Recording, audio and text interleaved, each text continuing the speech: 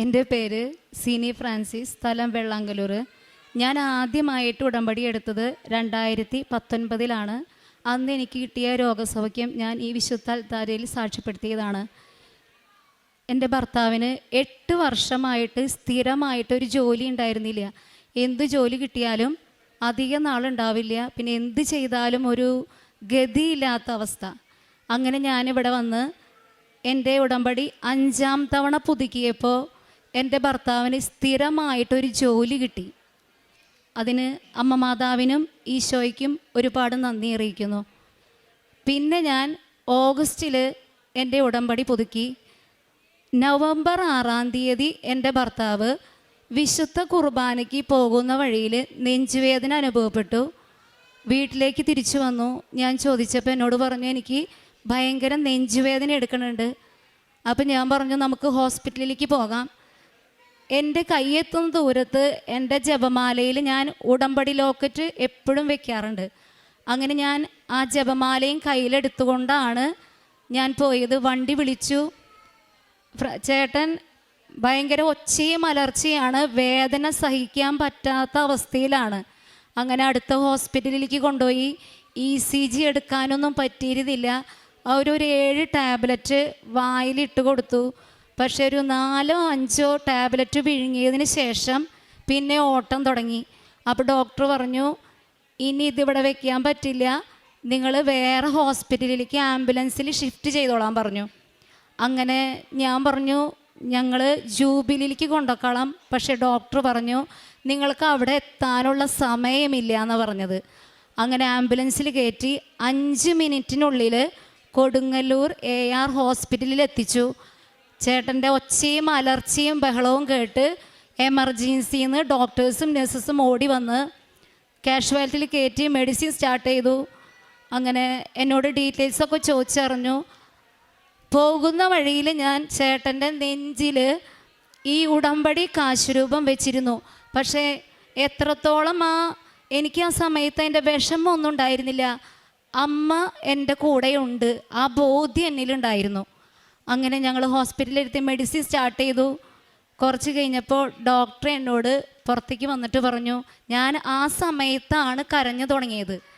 അപ്പോൾ ഡോക്ടർ ചോദിച്ചു, ചേച്ചി ഇനി കരയേണ്ട കാര്യമില്ല, കാരണം വലിയ ഘട്ടം അവസാനിച്ചു. കാരണം മേജർ അറ്റാക്ക് കഴിഞ്ഞതിന് ശേഷമാണ് നിങ്ങളിവിടെ എത്തിയത്.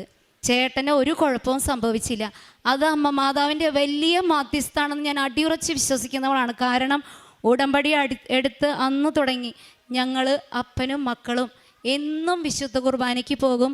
അതുപോലെ തന്നെ ഞാനൊരു മതാധ്യാപികയാണ്.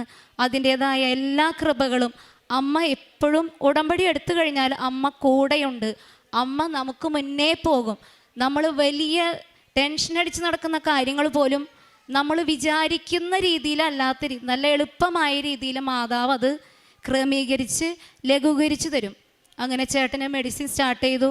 അങ്ങനെ മെയിൻ ഡോക്ടർ വന്നു. മെയിൻ ഡോക്ടർ വന്നപ്പോൾ ചേട്ടനോട് പറഞ്ഞത്, തൻ്റെ പുനർജന്മ താൻ 2ാമത് ജനിച്ചിരിക്കുന്നതാണ്. 90% ബ്ലോക്കാണുള്ളത്. 90% ബ്ലോക്ക് ഉണ്ടായിട്ടും താൻ ഇവിടെ എത്തിയത് താൻ വലിയൊരു ദൈവകൃപയുള്ള മനുഷ്യനായതുകൊണ്ടാണ്. എൻ്റെ കയ്യിലെ ലോക്കറ്റിന് അത്രയും ശക്തിയുണ്ട്. ഈശോയും അമ്മയും കൂടെയുണ്ടെന്ന് ആ സമയത്ത് ഞാൻ അടിയുറച്ച് വിശ്വസിച്ചു. കാരണം ഡോക്ടർ പറയണത്, അതിൽ നിന്നും ആ ബ്ലോക്കിൽ നിന്നും ഒരു ചെറിയ കഷ്ണം തെറിച്ചു പോയിരുന്നു. ആ തെറിച്ചു പോയ ഹോളിൽ കൂടെ ചെറുതായിട്ട് ബ്ലഡ് ഒഴുകി തുടങ്ങി. അപ്പോൾ ചേട്ടന് ശ്വാസം കിട്ടി തുടങ്ങി, പെയിൻ കുറഞ്ഞു തുടങ്ങി. അങ്ങനെ വൈകിട്ട് ആൻജിയോഗ്രാം ചെയ്തു. ഞാൻ മാതാവിനോട് പ്രാർത്ഥിച്ചിരുന്നു, ബ്ലോക്ക് ഉണ്ടാവും, എന്നാലും അമ്മയെ ഒരു സമാധാനമായ രീതിയിൽ അതാക്കി തരണേന്ന്. ഒരു മെയിൻ ആർട്ടറിയിൽ 2 ബ്ലോക്ക് ഒരു ലൈനിൽ, ഒരു സ്റ്റെൻഡ് ഇട്ട് അത് അവസാനിപ്പിക്കാമെന്ന് പറഞ്ഞു. അങ്ങനെ സ്റ്റെൻഡ് ഇട്ടു. 1 മാസത്തെ റെസ്റ്റിന് ശേഷം ചേട്ടൻ വീണ്ടും ജോലിക്ക് പോയി തുടങ്ങി. എല്ലാം അമ്മ മാതാവിൻ്റെ വലിയ മധ്യസ്ഥ ശക്തിയാണെന്ന് അടിയുറച്ച് വിശ്വസിക്കുന്നു. ഈ സാക്ഷ്യം ഇവിടെ സാക്ഷ്യപ്പെടുത്താനായിട്ട് ഒരുപാട് വൈകിപ്പോയി. അതിന് ഞാൻ മാപ്പ് ചോദിക്കുന്നു. എൻ്റെ ഭാര്യ പറഞ്ഞതുപോലെ എൻ്റെ 2ാമത്തെ ഒരു പുനർജന്മമാണ്. കാരണം അത്രയധികം വേദനകൾ, എനിക്ക് ശ്വാസം കിട്ടാത്ത ഒരവസ്ഥ വന്നിരുന്നു. എല്ലാ കാര്യങ്ങളും മാതാവ് ക്രമപ്പെടുത്തി തന്നു. പിന്നെ ആ ടാബ്ലറ്റ് കഴിച്ചോടുകൂടി ചെറിയൊരു ഗ്യാപ്പ് കിട്ടി, അതിൽ കൂടെ ബ്ലഡ് ഒഴുകി. അതും വളരെ ഒരു അനുഗ്രഹമായി എനിക്ക് തീർന്നു. എല്ലാ കാര്യങ്ങളും പോകാനുള്ള ആംബുലൻസ് അടക്കം എല്ലാം ക്രമിച്ചേർന്നതിന് മാതാവിനോട് പ്രത്യേകം നന്ദി പറയുന്നു. കാരുണ്യ പ്രവർത്തികൾ ഞാൻ പാലിയേറ്റീവ് വിസിറ്റിനും രോഗി സന്ദർശനത്തിനൊക്കെ പോകും. ഭക്ഷണമില്ലാ വിഷമിക്കുന്നവർക്ക് ഭക്ഷണമൊക്കെ കൊടുക്കും. അങ്ങനെ കൃപാസന പത്രം കൊടുക്കാറുണ്ട്. ഇതൊക്കെയാണ് ചെയ്യണത്.